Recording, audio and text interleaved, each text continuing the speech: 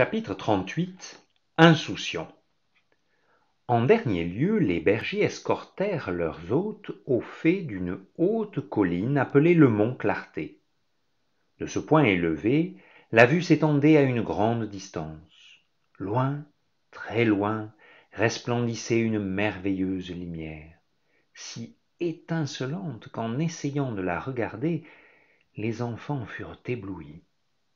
Au milieu de ce flamboiement, dit l'un des bergers, se trouve la cité céleste. Si vous avez de bons yeux, vous pourrez en voir les portes.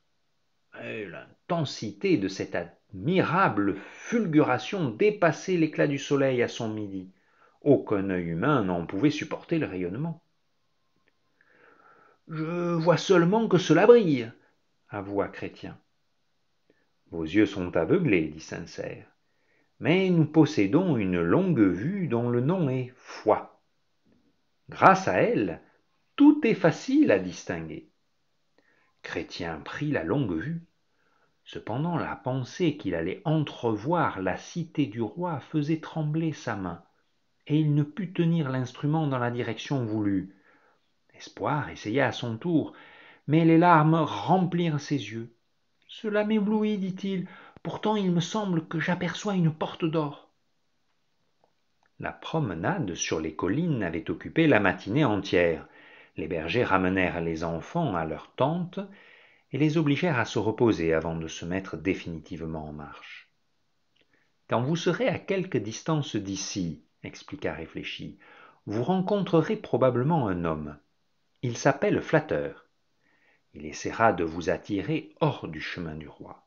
Mais ne l'écoutez pas. » Puis, attentif, les prévint qu'ils arriveraient bientôt à la terre enchantée. Cela fait partie du pays du méchant prince, et l'air y donne sommeil aux pèlerins. Faites attention de ne pas vous endormir là-bas, car si les partisans du méchant prince vous trouvaient, ils vous feraient prisonnier. Tenez, ajouta Instruit en mettant un papier dans la main de Chrétien, nous allons vous faire cadeau de cette carte. Les endroits où vous devez passer y sont indiqués. Si vous la consultez avec soin, vous ne pourrez pas vous tromper.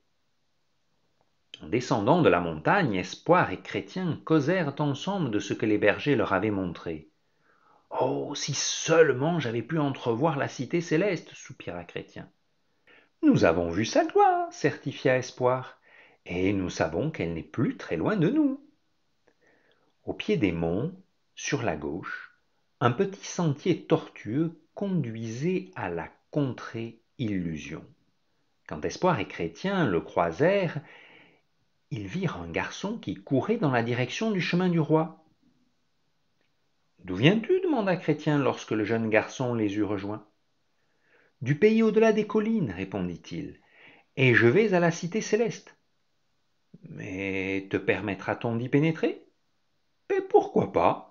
Tout le monde y peut entrer. »« Non, pas tout le monde. Nous aurons à montrer nos rouleaux. Est-ce que tu en as un ? » ?»« Non. Mais que cela peut-il faire ? Je suis un serviteur du roi, puisque j'exécute toujours ce qu'il me commande. J'ai entendu dire qu'il voulait que chacun quittât son pays pour aller à la ville que lui-même habite. Et comme vous, je me suis mis en marche. Mais, persistait Chrétien, les pèlerins du roi doivent entrer par la porte et s'arrêter devant la croix. Alors les êtres brillants leur apportent des vêtements blancs et un rouleau. Ne savais-tu pas cela ?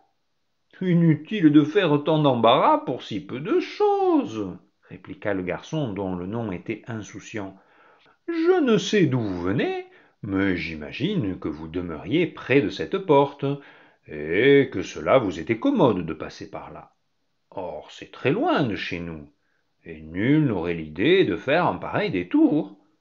Je crois même que personne ne saurait trouver le chemin dont vous parlez, tandis que celui-ci nous mène directement sur la bonne voie et abrège notre pèlerinage. » Chrétien ne savait trop que répondre, et comme Insouciant s'arrêtait pour cueillir des fruits, les amis le laissèrent en arrière.